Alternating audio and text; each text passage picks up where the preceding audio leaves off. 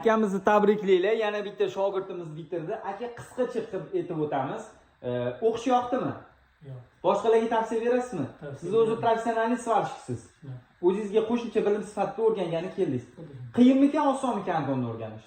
Endi hamma narsani o'ziga yarasha qiyinchilik bo'ladi. Lekin elektrosvarkaga qaraganda qiyinmikan, osonroqmikan? Elektrosvarkaga qaraganda o'rgangancha qiyin, o'rgangandan keyin bu yaxshi. Bitta tilni bilib olgandan keyin. Elektrosvarkani o'rganish osonmi, argonnimi? Elektrosvarka oson, lekin buni qiyin bo'lgani bilan o'rgangandan keyin bu zo'r. Argonni uyda o'tirib o'rgansa bo'ladimi, yo'qmi? Uyda o'tirganda noldan, mana kelib, noldan apparat olib uyda o'tirib o'rgansa bo'ladimi, yo'qmi?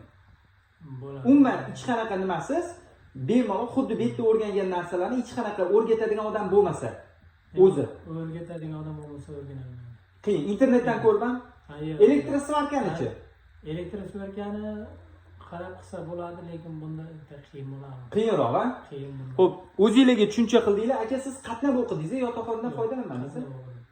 Qiynalasiz qatnashga, hammasi yaxshi. Hammasi joyida. Har kuni necha soatdan shug'ullandingiz? Har kuni 2 soatdan 1 soat qo'shimchasi 3 soat. 3 soat, 1 oy shug'ullandingiz. 1 oy ichida sizga yetarli bo'ldimi? Menga yetarli bo'ldi. 15 kun kam ekan, 1 oy yetarli bo'ldi. 1 oy yetarli bo'ldi. Bironta zavodga borsangiz bemalol ishlay olasizmi hozir? Bo'ldi. Ko'rdinglar, tushuncha o'zingizlardan akamizga sog' salomatlik, omad tilab qolinglar. Mana hozir bor bemalol значит bironta sexlarda ishlay olasiz argon bo'yicha. Ko'rdinglar? O'zingizga ishonch bor-da. Bor.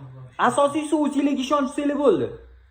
Xullas o'zingizlar tushundinglar. Hammaga sog' salomatlik, hammaga omad. Akamizga ham omad tilab qolinglar.